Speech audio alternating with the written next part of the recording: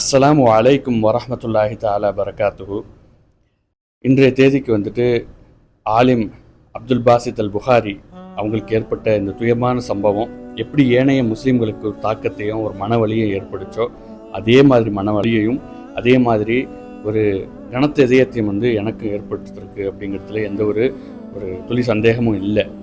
ஏற்கனவே அவருடைய இந்த விஷயங்கள் வலைத்தளம் வழியாக வெளியே அவருடைய கண்ணியத்தை பால்படுத்தக்கூடிய வகையில் அமைந்திருக்கிறதுனால அதை பற்றியே திருப்பி இன்னொரு காணொலி, அது ரிலேட்டடான காணொலிகளை போட்டு இன்னும் அந்த விஷயத்தை பிரபலப்படுத்துறதுக்கு எனக்கு துளியும் விருப்பமும் இல்லை.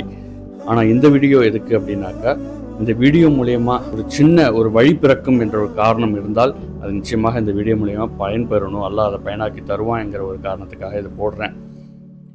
வீடியோக்குள்ளே போகிறதுக்கு முன்னாடி ஒரு சின்ன டிஸ்க்ளைமர் என்னன்னாக்கா, இந்த வீடியோ ஆனது பாதிப்புக்குள்ளானவர்களுக்கு பக்கம் ஸ்டாண்ட் எடுத்து பேசுகிறதோ இல்லை பாதிப்பு ஏற்படுத்தினவங்களுக்காக ஒரு ஸ்டாண்ட் எடுத்து பேசவோ இல்லை சாட்சிதாரர்கள் ஒருவராக இருந்து அந்த ஸ்டாண்ட்ஸில் நின்று பேசவோ இல்லை எந்த ஜட்ஜ்மெண்டலாய் இதுதான் இந்த சம்பவத்திற்கு இதுதான் ஜட்ஜ்மெண்டல் என்று சொல்ல தீர்ப்பு வழங்கக்கூடிய வகையிலோ இந்த வீடியோ இல்லவே இல்லை.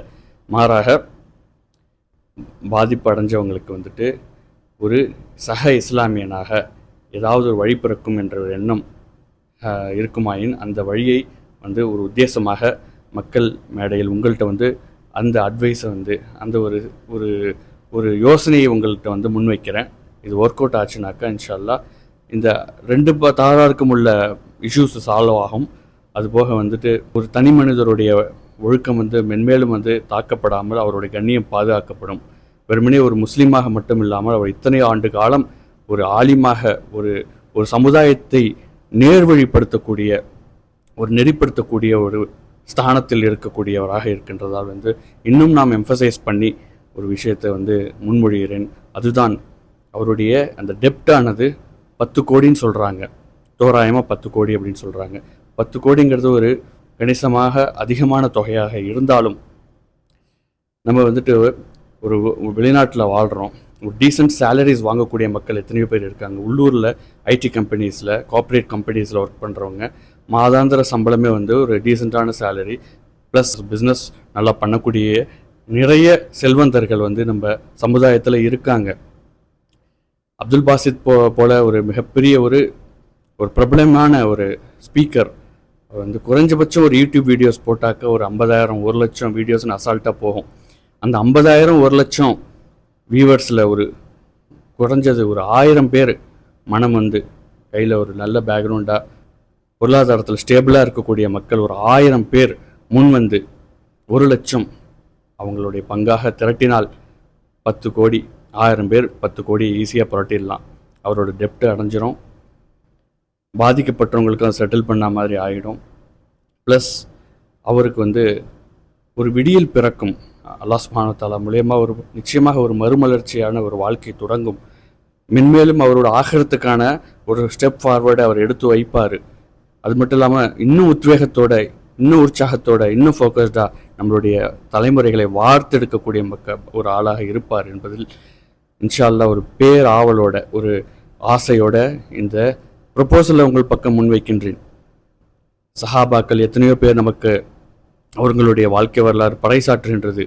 அப்துல் ரஹ்மான் இப்னு அவுஃப் அவங்க மிகப்பெரிய செல்வந்தராக இருந்தாங்க. அவருடைய வெல்த்தில் 3ல் ஒரு பங்கு ஒட்டுமொத்த மதினாவுடைய டெப்ட்டு, மதினாவுடைய மக்களுடைய டெப்டை அடைக்கிறதுக்கு பயன்படுத்தினாங்க. 3ல் ஒரு பங்குனா 2 பங்கு அவர்கிட்ட மீறும் டெப்டெல்லாம் அடைச்சா கூட அந்தளவுக்கு ஒரு செல்வந்தராக இருந்தாங்க. இருந்து அவங்க மறுமை வாழ்க்கையை தேர்ந்தெடுத்ததன் காரணமாக அதிகமாக அவர்கள் சக முஸ்லீம்களோட இன்னல்களை தீர்க்கக்கூடிய ஒரு ஸ்டெப் ஃபார்வர்டை தான் அவங்க எடுத்தாங்க. அதே போல் அபு தஹ்தா ரலியல்லாஹு அன்ஹு, ரசூல் ஸல்லல்லாஹு அலைஹி வஸல்லம் ஒரு கேஸ் வருது. ஒரு ஆர்ஃபன், ஒரு அனாதையுடைய சொத்து அபகரிக்கப்படக்கூடிய சூழ்நிலை. அதாவது அவங்களுடைய சொத்துக்களை சேஃப்கார்ட் பண்ணுறதுக்காக ஒரு மரம், ஒரு பாம் ட்ரீ தடையாக இருக்கின்றது. அதை விற்க அந்த செல்வந்தன், அந்த ப்ராப்பர்ட்டி ஓனர் தடையாக இருக்கின்றார். கேட்ட மாத்திரத்திலேயே ரசூல் ஸல்லல்லாஹு அலைஹி வஸல்லம் அவர்கள் இந்த விஷயத்தை தீர்க்கக்கூடிய வல்லமைப்படுத்தவர் இருக்கின்றார் நமது கூட்டத்தில் இருக்கு என்று கேட்கும்போது அபு தஹ்தா ரலியல்லாஹு அவங்க முன் வந்தாங்க. தன்னுடைய 600 மரங்கள் கொண்ட ஆர்ச்சிடை அவங்க விற்று அந்த ஒரு மரத்தை வாங்கி அந்த அனாதைக்கு அவர்கள் ஒரு அவருடைய சொத்து சேஃப்கார்ட் பண்ணுறதுக்காக வழிவகுத்தார். அதை கேட்ட ரசூல் ஸல்லல்லாஹு அலைஹி வஸல்லம் ரபி அல் பைக் என்று சொன்னார்கள். நிச்சயமாக இது ஒரு ப்ராஃபிட்டபிள் ட்ரேட் என்பதாக. இதற்காக அல்லாஹ் சுப்ஹானஹு வ தஆலா ஒரு மிகப்பெரிய பேரிசம் தோட்டத்தை சொர்க்கத்துக்கு வாக்களிக்கின்றான் என்ற நற்செய்தியும் அவர்களுக்கு சொன்னார்கள். இதெல்லாம் நமக்கு வந்து அவங்க அப்துல் பாசித் அவங்களுடைய வீடியோக்கள் ஏராளமாக இந்த மாதிரி கேட்டிருப்போம். அதில் ஒரு வீடியோ கூட நமக்காக ஒரு பலனாக இல்லையா?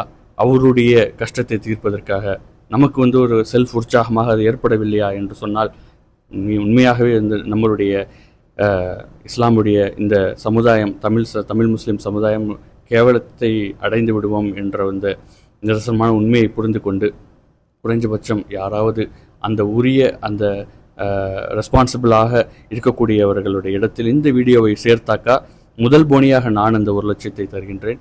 ஒரு சின்ன ஒரு அக்கௌண்ட்டாக ஓப்பன் பண்ணி அது கூடிய விரைவில் செட்டில் பண்ணால் ஒரு முஸ்லீமுடைய அவங்களுடைய வாழ்வாதாரத்தை ரிலீஃப் பண்ண ஒரு சந்தோஷம் நமக்கு இருக்கும். ஆகிரத்தில் மிகப்பெரிய கூலி அல்லாஹ் நிச்சயம் தருவான். சமீபமாக கவனித்து பார்த்தீங்களா? யூடியூபர்ஸ் அதிகமாகிட்டு இருக்காங்க, ஆலிம்கள் ரொம்ப குறைவாகிட்டு.